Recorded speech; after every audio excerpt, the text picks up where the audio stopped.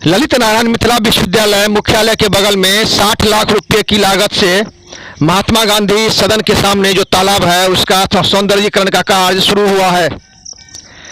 सौंदर्यीकरण का कार्य शुरू होते ही कई सवाल उठने लगे हैं।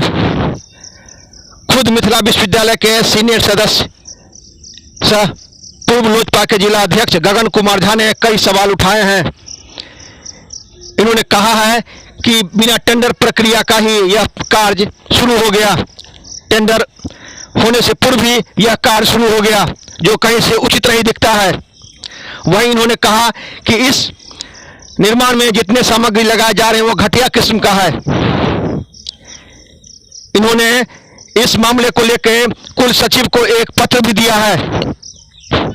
इन्होंने स्पष्ट कहा है कि अगर इसकी उचित जांच नहीं हुई तो इसके लिए हम लोग उग्र आंदोलन करेंगे, जिसकी सारी जवाबदेही विश्वविद्यालय प्रशासन पर होगी।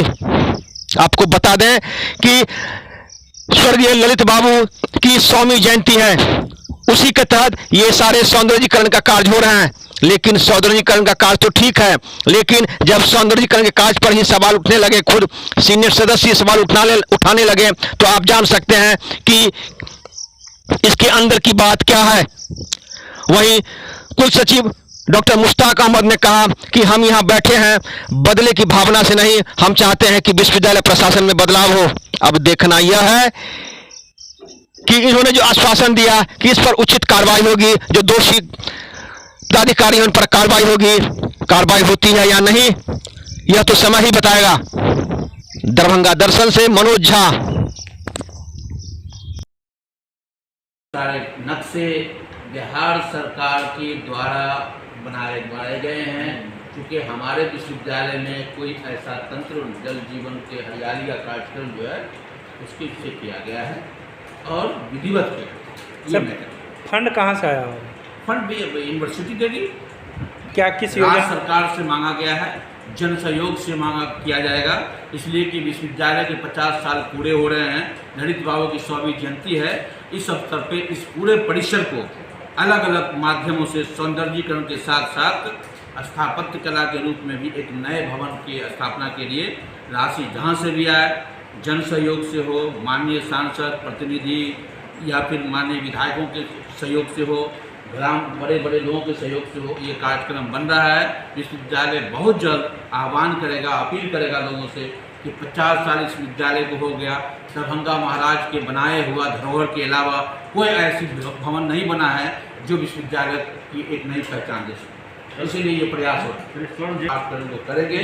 मैं पुनः आपसे को विश्वास दिलाना चाहता हूँ कि बहुत सी भ्रांतियाँ, बहुत सी गलतफहमियाँ फैलाई जा रही हैं, हम उससे न विचलित होने वाले हैं, इसलिए कि मैं यहाँ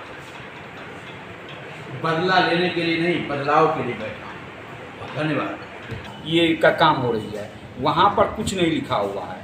और दूसरी तरफ मेरा वही कहना है, जो मुख्यालय के सामने में जहाँ पर कुलपति बैठते हैं, जहाँ पर कुलसचिव बैठते हैं, जहाँ पर क्या कहते हैं कुलानुशासक बैठते हैं, ये सारे लोग बैठते हैं। और वहाँ पर 2 नंबर का या 3 नंबर ईंटा का उपयोग करना, 3 नंबर छड़ का उपयोग करना, न तो कोई वहाँ प्रक्रिया नहीं हुई है और टेंडर की प्रक्रिया नहीं हुई है। इसमें घोर अनियमितता है।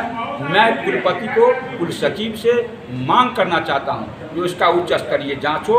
यदि बगैर टेंडर किए हुए किसी खास विशेष आदमी से काम करवाया जा रहा है तो उस पर उचित कानूनी कार्रवाई हो।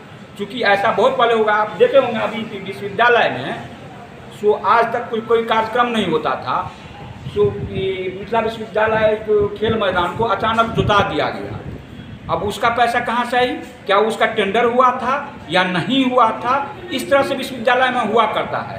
तो ठीक है, 1-2 को धोखाधड़ी हो गया तो हम लोग देख के बर्दाश्त भी कर लिए, लेकिन जब ये मतलब दरभंगा महाराज जिराज का ये स्थल जो है तो ऐतिहासिक धरोहर के स्थल के तौर पर जाना जाता है, और उस धरोहर के पास तो इतनी बड़ी अनियमितता हो रही है, ये कहीं दरभंगा के जनता बर्दाश्त नहीं करेगी, हम लोग बर्दाश्त नहीं करेंगे।